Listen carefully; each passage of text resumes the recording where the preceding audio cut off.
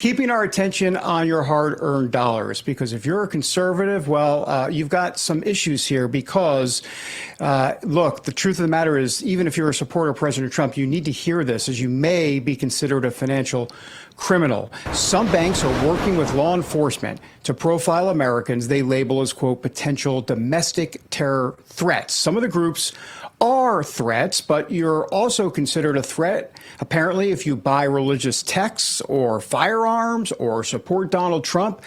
Look at this headline from the Daily Signal. Financial Crimes Agency suggests banks close accounts of conservative hate groups. There are hate groups we all know, like the KKK or the American Nazi Party, but for the Treasury Department's Financial Crimes Enforcement Network, hate groups include mainstream conservative Christian organizations like the Family Research Council, Liberty Council, the Ruth Institute, so many more, including the one we're about to talk about next. Joining us with more on the story is Jeremy Tedesco, Senior Vice President of Corporate Engagement for the Alliance Defending Freedom. That, of course, one of the groups singled out by the Treasury Department's Financial Crimes Enforcement Network. Jeremy, good to see you. Look, so you testified before Congress about this, and you said that some banks have worked with law enforcement to profile some Americans as potential domestic terror threats if they buy religious texts or firearms or support Trump. So tell us more about that.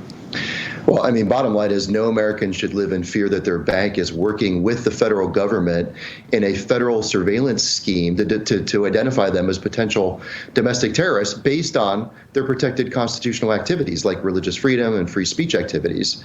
But that certainly seems like what is going on. As you said in your intro, the U.S. Treasury Department even included a hate group list put out by a far-left activist group that includes mainstream Christian organizations like the one I work for on a list of hate groups to help these banks identify potential threats. You know, Bank of America was probably the biggest bad actor in this from the big bank's perspective, at least that we know of. I mean, the reality is we only have a very small window into what exactly is going on, but what we do know is that Bank of America responded to these requests from federal agencies and voluntarily handed over private information from their customers' financial data.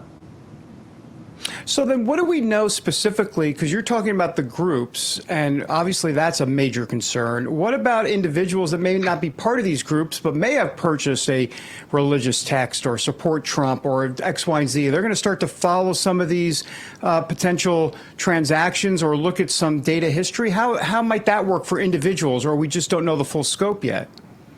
Well, what the Treasury Department was telling these banks to do was to use certain codes within financial data streams that allow them to identify people if they just simply, use the term MAGA or Trump or religious texts or donated to organizations on these hate group lists. Can you imagine if in 2020, the summer of 2020, law enforcement used terms like BLM and George Floyd in financial data transactions to sweep up people in a criminal investigation? I mean, this is a scary, scary power that the government has and is trying to use, collaborate and collude with these big banks to essentially surveil American citizens based on their protected activities. It shouldn't be done to anybody on the left or the right. Mm-hmm. It's not a power we want the government to have.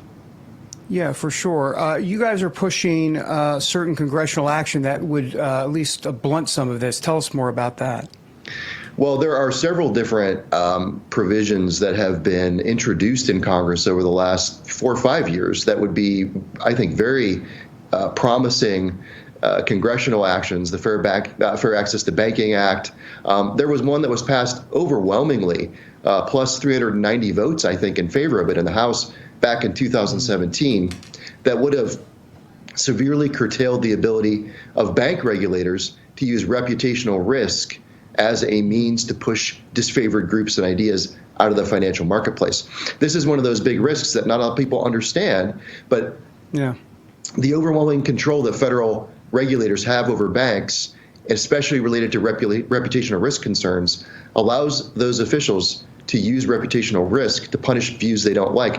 This has happened in the past. There's a case at the Supreme Court right now involving the NRA being pushed out by New York financial regulators for exactly that reason. So it's a real risk. Yeah, listen, we have less than a minute, about 30 seconds or so, but I want to get to the Southern Poverty Law Center. Obviously, the Biden administration working with them to come up with this list. You guys are on it. You guys are doing important religious freedom work at the Supreme Court.